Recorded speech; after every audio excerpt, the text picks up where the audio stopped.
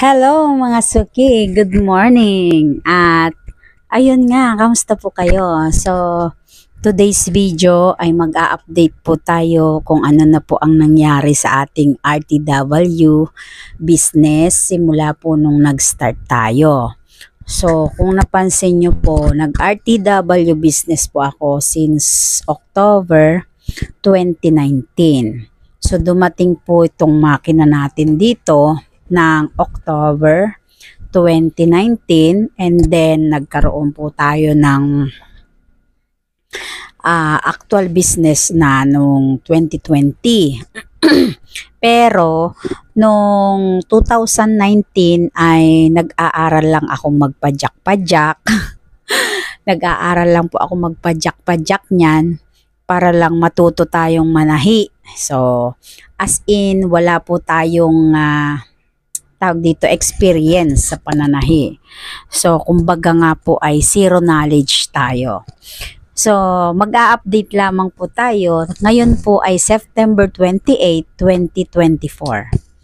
Ngayon, simula po nung nag-start po ako, nag-aral po ako na manahi, ang ginawa ko po ay yun nga, unang-una muna bumili po tayo ng makina. So kahit pala hindi tayo marunong magtahi, ay pwede. So ang ginawa ko, bumili ako. Ang nagastos ko dito sa makina ko ay 6,000. So lumang-luma na yan. Kung makikita ninyo, iba na po ito. Ayan. So maraming nagbago. Maraming nagbago mga suki ko, no? So yung October, nagdala lang tayo dito ng ating tawag dito ng ating makina, and then nag-aral tayo patahi-tahi, pakunti-kunti Tapos nag-hire po ako ng isang mananahi, si Ate Marley. Siya po yung naging mentor ko. So nagtahi tayo ng kids dress, nagtahi tayo ng shorts, ng mga blouse, ng mga bedsheet, ng mga face mask. So, way back 2020, nagkaroon po ng pandemic, So, nagkaroon po tayo ng chance. Nagkaroon po tayo ng chance at nagkaroon po tayo ng oportunidad para mag-market ng ating mga tahi-tahi. So, naumpisahan po natin dito yung mga face mask nga. So, nag-start ako as seller ng mga face mask cloth. So, ang umpisa ko po mga tinahi-tahi ay mga straight. Yan. Tapos, nung bago nga po bago nga po mag-pandemic, ay nag-aral din po ako na mag-kids dress, magtabas ng kids dress, magtabas ng short, magtabas ng mga dress, adult dress. Yon. So, sa kagandahang palad na pinagkaloob sa atin ng Diyos, ay nag-pandemic nga. Tapos po, yun po, nagkaroon po tayo ng pagkakataon na magtahi-tahi ng face mask. And to be short lang yung story natin at napakahaba. Ayan. So, to be short lang yung long story natin. So, nagkaroon tayo ng pagkakataon na pumasok sa market ng RTW. Ang nangyari po ay nagkataon na pandemic, so face mask ang kinailangan. So, ang ginawa ko, naggawa-gawa po ako ng face mask at tapos po binenta natin sa market. Ayan. So, yun po yung naging chance natin para magkaroon po ng financing. Nagkaroon po tayo ng tubo, nagkaroon po tayo ng margin, nagkaroon po tayo ng pagkakataon na gamitin yung ating makina. And then, yun nga, dahil hindi masyadong mabenta yung kids dress natin, nag-isip ang lola nyo ng paraan kung paano tayo magkakaroon ng market. Dahil nga po ay, ang nangyari nga po ay hindi po makabili ang mga tao ng mga kids dress dahil hindi naman po lalabas ang mga bata. Bawal na bawal, di ba? So, ang ginawa po natin, nag-isip ang lola ninyo, gumawa po tayo ng mga bedsheet at saka mga kortina. So, nung una, medyo nahihirapan tayo sa hirap po tayo sa ating tawag dito supplier. So, sa mga tela. So, kasi dati sa kids dress ko, doon pa po ako kumukuha ng supplier sa may Divisoria. So, ngayon hindi na. Hindi na po tayo dito kumukuha. And then, ang ginawa na po natin ay nagdire-diretso na po tayo sa paggawa ng kortina, nagdire-diretso na po tayo sa paggawa ng mga bedsheet. Tapos, kumausap na rin po ako ng mga ibang supplier diyan po sa palengke ng ating mga garter, ating mga sinulid, tapos doon nakakabili na po tayo ng mga gamit ng mga pananahi. And then, dumami na ang supplier natin dito sa Pampanga ng tela. So dati, hirap kaming humanap ng tela, ngayon po ay hindi. And then, yung pakunti-kunti natin na tela ay ipapakita ko po sa inyo. Jaran! Oh, di ba? Ayan na. Jaran! Oh, yan. Yan.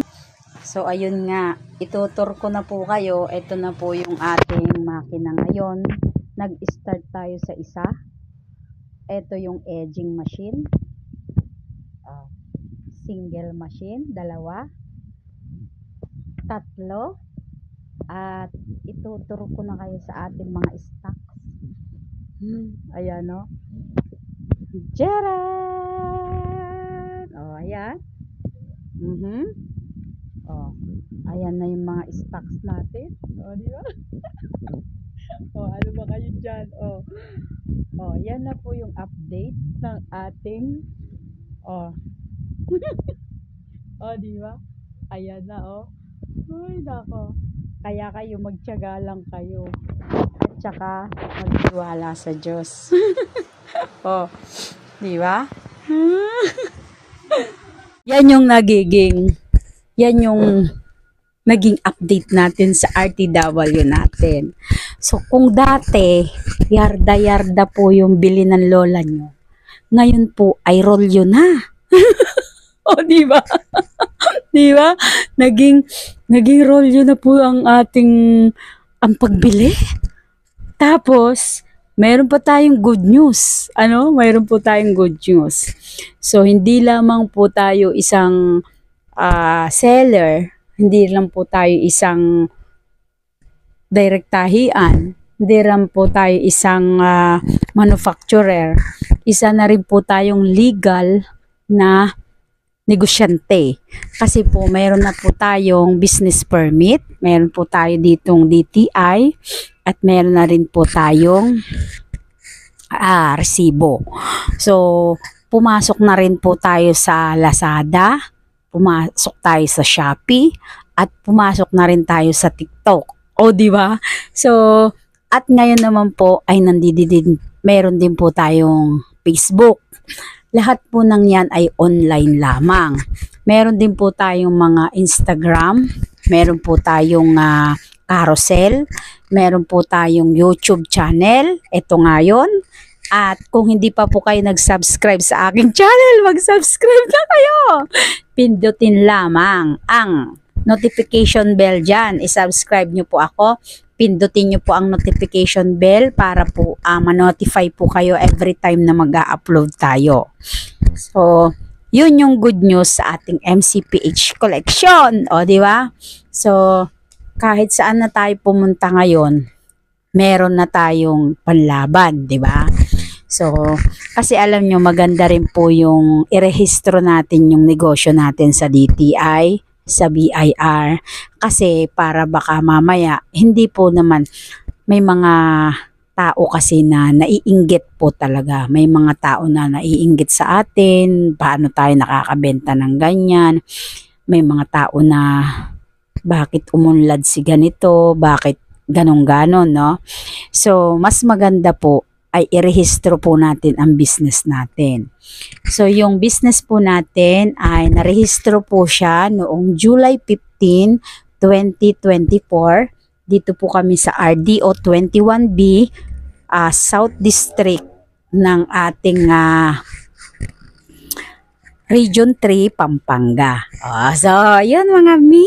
Ay, nako. Congratulations sa ating lahat. At, yun nga po, nagpapasalamat po ako sa Diyos. Nagpapasalamat ako sa ating Amang Lumikha sa pagbibigay niya po ng oportunidad sa ating pagninegosyo. Nagpapasalamat po ako sa Diyos pa rin at nagbigay siya ng talino, ng kaisipan, ng lakas ng katawan ko at upang ibahagi po sa inyo ito. And ayun, nagpapasalamat din po ako sa aking mga suki na tumatangkilik po ng aming mga produkto na nakilala lamang po nila through online sa ating FB Reels. Yan.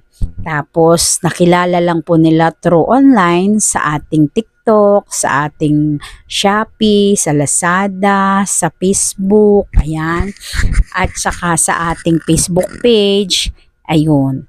And then, ayan nga, lumilitaw sa mga shorts videos, nakikita nyo, through online lamang po, pero pinagkakatiwalaan nila yung ating produkto at yung ating kumpanya. So, yung ating MCPH Collection. Ayun!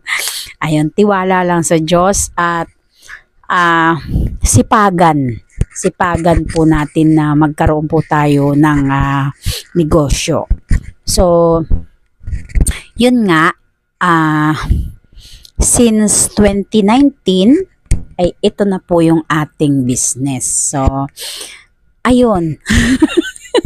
Sa awa po ng Diyos, ay meron na pong pagbabago at sobrang laki po ng pagbabago. Kumbaga noon, ganito tayo, ngayon po ay ganyan na po. O diba? So, tiwala lang. Lagi po tayong manalangin, magtiwala sa Diyos at maging totoo sa ating mga buyer. Huwag po tayong maging transparent po tayo kung ano man po yung mga gusto nila, ibigay po natin.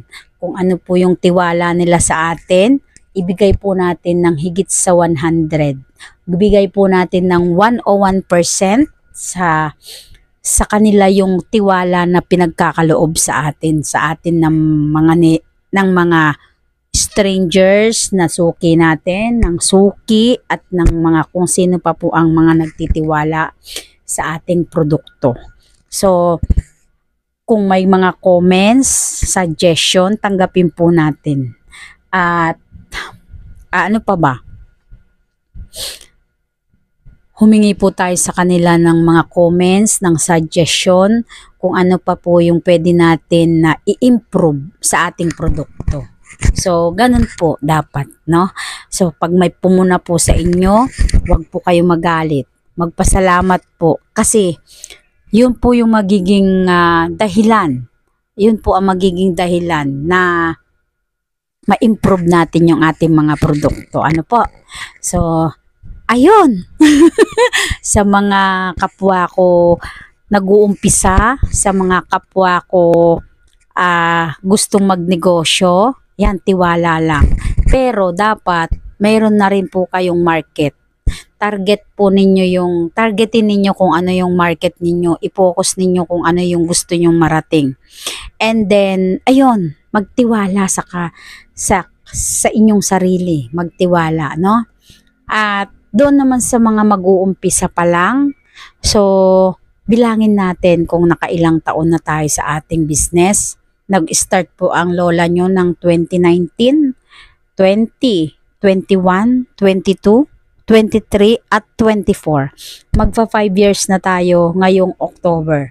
So, thank you so much. Thank you so much sa lahat ng sa lahat. Basta, hindi ko po ma-i-explain yung aking kaligayahan, yung kasayahan ko sa aking buhay. Ayun, basta ang lahat ng ito ay pinagkakatiwala natin sa Diyos at sa ating mga buyer sa patuloy na pagtitiwala. Puro yun lang po ang nasasabi ko. Talagang sobrang blessed po, And, ayun, sa mga kapwa ko papasok sa business, ay ano ba? Mag-start na kayo. Huwag kayong mag-isip-isip diyan.